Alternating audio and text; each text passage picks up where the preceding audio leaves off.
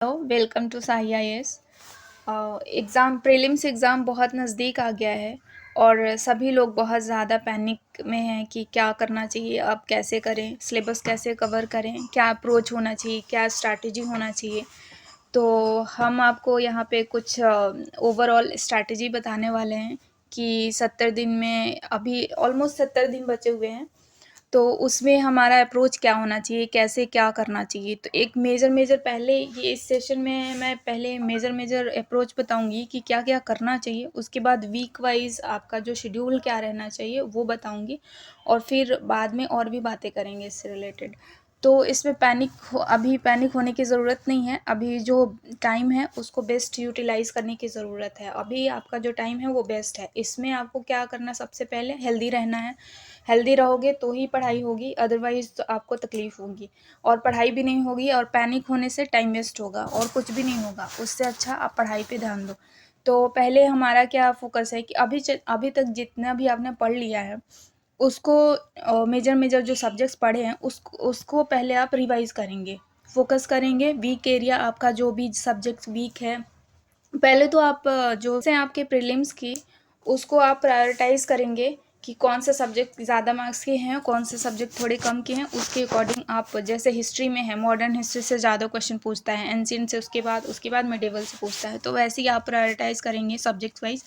और आप अपने वीक एरिया भी फोकस करेंगे कि जो जो सब्जेक्ट्स या जो जो टॉपिक्स आपके वीक रह गए थे उसके बारे में आप पढ़ाई करेंगे। तो ये आपका रिवीजन हो जाएगा। करंट अफेयर का क्या स्ट्रैटेजी रहना चाहिए। करंट अफेयर डेली पढ़ना है आपको, डेली 1 घंटा तो देना ही है आपको। और जो फैक्ट्स है उसको आप लिख के याद करें या जैसे भी याद करें, या लिख के आप चैट बना के याद करें।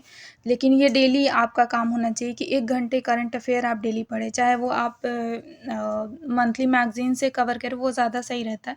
लेकिन अभी विजन का 365 भी आ गया है, तो आप उससे भी रिवाइज़ कर सकते हैं। प्रीलिम्स फैक्ट्स का आता है, बाजीराव का भी आता है, उससे भी रिवाइज़ कर सकते हैं। तो आपका फ़ोकस होना चाहिए कि अब प्रीलिम्स फ़ोकस्ड होके आप करंट अफेयर को तैयार करें और फैक्ट्स वगैरह पे ज़्यादा ध्यान दें। और प्रीवियस ईयर पेपर जो है उसको जितना सॉल्व करेंगे और उसको रिवर्स इंजीनियरिंग करेंगे। जैसे 4 ऑप्शन है तो चारों ऑप्शन के बारे में पढ़ेंगे कि कहाँ से क्या-क्या लिंक कर रहा है। तो वो आप उसको अच्छे से करेंगे। प्रीवियस ईयर का एक-एक ऑप्शन तक आपको याद होना चाहिए। और उसके बाद जो सब्जेक्ट वाइज़ स्ट्रैटेजी बनाना है कि कौन से सब्जेक्ट को कितना टाइम देना चाहिए, कितना टाइम आपके वीक में कितने टाइम अलॉट होना चाहिए, या आपके एक दिन में कौन से सब्जेक्ट आप उठाते हो, उसके अकॉर्डिंग आप उसका स्ट्रैटेजी बनाओगे। उसके बाद आपका जो नोट्स होगा उससे रिवाइज़ करोगे। जो की हाइलाइट्स हैं उसको हाइलाइट करके आप फार्मूला बना के, फैक्ट्स बना के, निमोनिक्स बना के याद करोगे और रिवाइज़ करोगे। रिवीजन जो है ना वही सबसे ज़्यादा इम्पॉर्टेंट है। और पीवाईक्यू ये बहुत बहुत ज़्यादा इम्पॉर्टेंट है। अब हम बात कर लेंगे कि वीक वाइज क्या स्ट्रैटेजी, एक दिन जो होता है उसको कैसे डिवाइड करना है। मेजर मैं बताऊंगी इसमें, बाकी आप अपने अकॉर्डिंग आपका जो सब्जेक्ट्स अच्छा है, जैसे जो सब्जेक्ट वीक है उसको ज़्यादा टाइम अलॉट करेंगे, जो अच्छा है उसको थोड़ा कम करेंगे, और मॉक टेस्ट वगैरह या पीवाईक्यू पे ज़्यादा फोकस करेंगे। तो यहाँ पे फर्स्ट 2 वीक में क्या करना है आपको, मंडे से सैटरडे तक आपको करना है कि मॉर्निंग में, जो मॉर्निंग टाइम होता है उसमें 3 आवर्स का रिवीजन होगा कोई एक सब्जेक्ट का, जो भी आपके प्रायोरिटाइज है। जो भी सब्जेक्ट्स आपके लिए लगता है कि वो सब पहले करना चाहिए, वो सब्जेक्ट आप रख लें स्टैटिक पोर्शन। और 3 घंटा सुबह पढ़ें और फिर उसके बाद 2 घंटा जो आफ्टरनून का 2 घंटा है उसमें मॉक टेस्ट दें। और फिर जो इवनिंग का 2 घंटा है उसमें मॉक टेस्ट जो दिया था उसके परफॉर्मेंस को एनालाइज करें, ये बहुत ज़रूरी है। उसके बाद रिवाइज करें, जो वीक एरिया है उसमें जो जो क्वेश्चन गलत हुए हैं, जो सही हुए हैं, उसको एनालाइज करें क्यों गलत हुआ है, और उसको अच्छे से पढ़ें। उसके बाद रात के टाइम पे भी आप एक सब्जेक्ट उठा सकते हैं, जो भी स्टैटिक पोर्शन है, और या करंट अफेयर वगैरह जो है वो आप कर लेंगे। फिर संडे का काम क्या होना चाहिए, ये तो हो गया सैटरडे तक। संडे का काम क्या होना चाहिए, संडे में मॉर्निंग के सुबह में सॉल्व करेंगे, प्रीवियस ईयर पीवाईक्यू करना है। उसके बाद आफ्टरनून में 3 घंटे का रिवीजन करने के लिए जो भी पूरे वीक में पढ़ा है आपने, जो पूरे वीक में पढ़ा है उसको रिवाइज करना है यहाँ पे 3 आवर्स में। और उसके बाद इवनिंग का प्लान होना चाहिए कि जो इवनिंग में प्लान कर लेंगे कि अगले वीक में आप क्या करने वाले, पूरे वीक का प्लान इवनिंग में कर लेंगे। और उसके बाद जो संडे का टाइम है वो मेजरली आपका रिवीजन में जाना चाहिए कि जो पूरे वीक में पढ़ा है, जो मॉक टेस्ट लगाए हैं, पीवाईक्यू किए हैं, जो संडे को भी जो आपने मॉक टेस्ट लगाया है या पीवाईक्यू लगाया है, उसको सारे को एनालाइज करना है और उसको एक बार रिवाइज करना है। मतलब कि जो पूरे इतने 2 वीक में किया है उसको रिवाइज करना है, मतलब हर वीक में जो करते जाना है और संडे को रिवीजन का टाइम देना है। फिर 3 से 6 वीक में क्या करना है आपको, उसमें आपको मंडे से फ्राइडे तक मॉर्निंग में आपको एक सब्जेक्ट को डेप्थ में, जो भी सब्जेक्ट्स है आपका स्टैटिक, उसको पढ़ना है।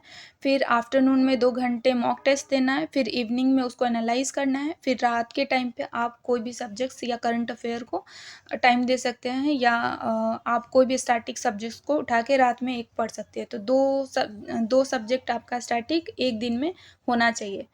तो ऐसे पूरा 3 वीक का ऐसे चलेगा। और फिर संडे सैटरडे को होना चाहिए कि फुल लेंथ मॉक टेस्ट दें आप।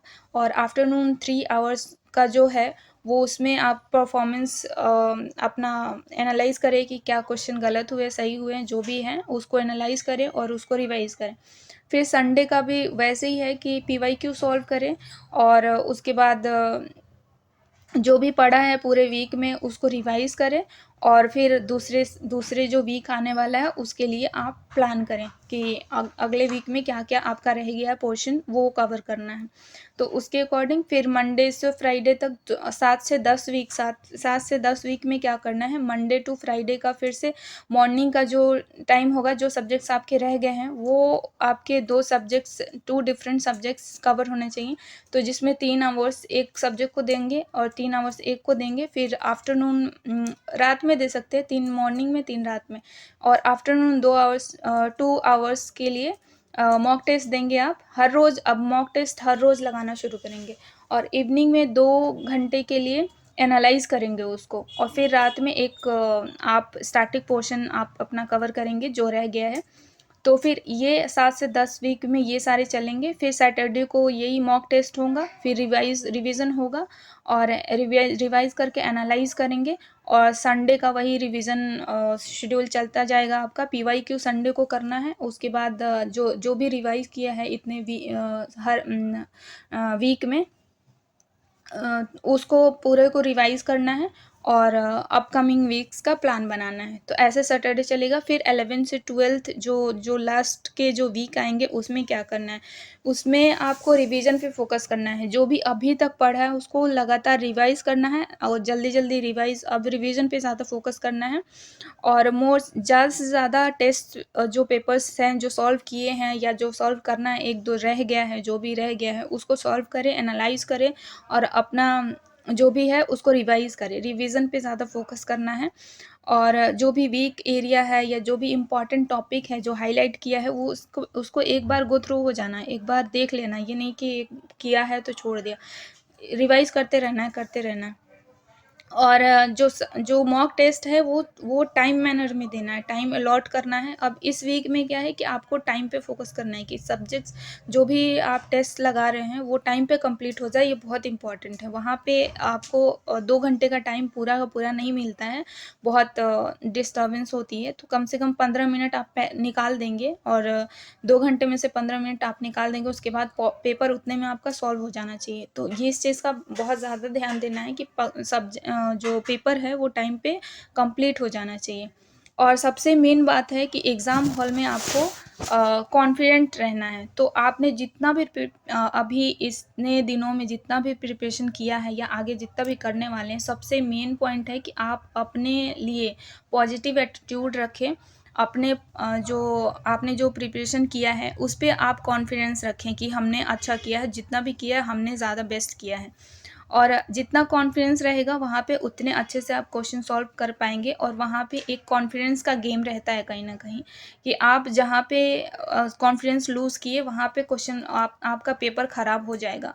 और ये एग्ज़ाम हॉल में होता है और 70% स्टूडेंट्स के साथ यही होता है कि उनका पेपर इसलिए ख़राब हो जाता है कि वो वहाँ पे जाके कॉन्फिडेंस लूज़ कर देते हैं।